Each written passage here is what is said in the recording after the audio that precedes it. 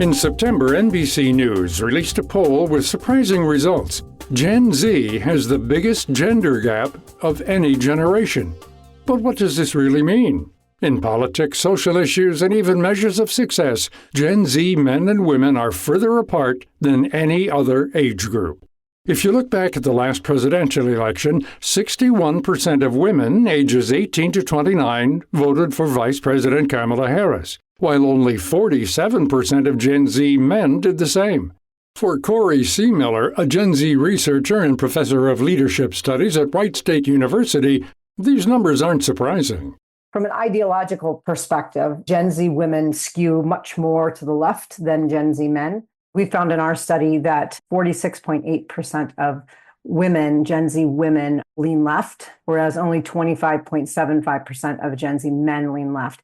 Now you flip it around the other way, and you have 21.26% of Gen Z women lean right, whereas 37.86% of Gen Z men lean right. Everybody else is sort of situated in the middle. You look at Gen Z women, 28.36% in the middle, and you look at Gen Z men, and that is 29.35% in the middle. So they both have something relatively similar in the middle, but where they really differ are on those kinds of bookends. And these ideological differences go past politics. In 4 studies that took place between 2014 and 2021, C. Miller found that Gen Z men and women often care about very different social issues. How does it show up in terms of what they care about? Well, it's interesting because they do have some things that sort of cross over in some ways, and then other things that are not at all similar. We've found that some of the things that continue to hold very strongly for Gen Z men are things around the cost of higher education. That's come up a couple times. The environment has come up. Things around technology, limitations on personal freedom, not being able to kind of either express themselves. This could include things like being able to carry a weapon. It also includes things like being able to be free from having their bank accounts hacked, those kinds of things. And then they also care a lot about unemployment, economy, getting a job. So really the kinds of things that sort of cluster towards the top have to do with money, the cost of higher education, the infringement upon personal freedoms, and then things around employment and the economy. Interestingly, women are more likely to prioritize human rights and social justice over economic issues. Women, on the other hand, the things that continue to come up for them are really, really situated around the environment and we would call them like kind of, social justice issues, things like racism, sexism, immigration, human rights, equality. They do have a couple notes on things like financial security and cost of higher education. But again, I think that the cost of higher education is emerging for both of them because our populations we continue to study are college students, and college is expensive. So, of course, they're going to be concerned about that. But they have less concerns that they've continued to express about things around money, economy, and jobs, and are much more around human rights and the environment, whereas the men are much more around the economy and jobs and costs of things and personal freedoms. And the divide doesn't end there. The NBC poll found that Gen Z women are far more likely to feel anxious about the future. As for measures of life success, both groups prioritize financial stability and having a successful career, yet Gen Z men are more likely to see marriage and family as central to success. What makes this so striking is that it's a complete reversal from the past. Up until the 1980s, young women typically held more conservative views than young men. In older generation, it was kind of the opposite, right? The men were more liberal on a lot of social issues, and women tend to be, or used to be, more conservative. That's why a lot of scholars are kind of surprised at why we see this, what we see with Gen Z. We would expect that they become more similar over time, right? Or both of them become more liberal, but somehow that's, at least in some countries, that's not the case. That's Richard Nenstiel, a sociologist and postdoctoral researcher at the University of Bern in Switzerland. He says this isn't just an American trend, it's gaining ground in Europe and Australia too. One theory is that some young men are trying to hold on to power in a world where more young women have a lot of opportunities too. There are different explanations put forward for this. One is that some men maybe perceive like fear of losing like their status in society.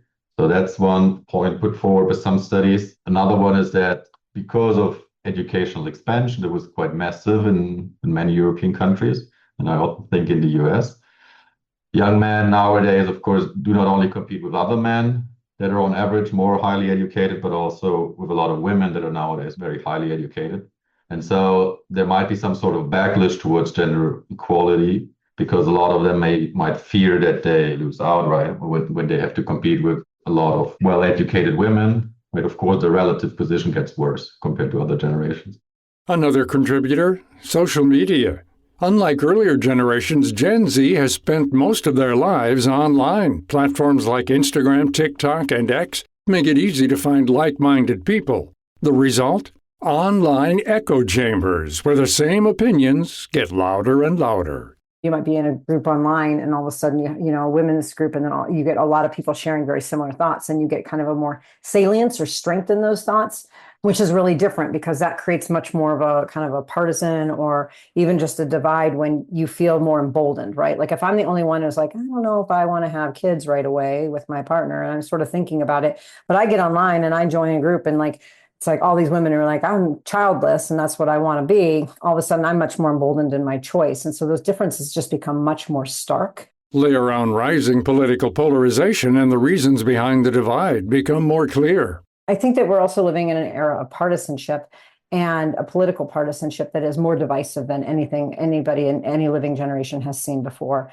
And this idea of these polarizing differences just shows that people have very different ideas, and the relative unwillingness of people to come together and work together and the incivility that's happening around that is making it so that instead of the idea of like, let's work through our differences, let's capitalize on our differences, let's, collaborate through our differences. Now it's just, I don't like you, you don't like me, you're wrong, I'm right. And that mentality has really shifted over into saying like, there's groups of people who have thoughts about one thing, they may never come to accept that other people have different thoughts. And so that can be a factor that can affect not just Gen Z men and women and their thoughts, but any groups of people that might have differing thoughts. There isn't like the space to come together anymore. This divisiveness has also led to less romance. Researchers note that Gen Z reports less dating and relationship experience compared to older generations at the same age. Semler believes Gen Z might move away from traditional ideas of partnership altogether, like getting married or having children. I think what's going to be really interesting to track are marriage and childbirth rates for the next 10 years of this generation, to see to what extent they are keeping pace with other generations.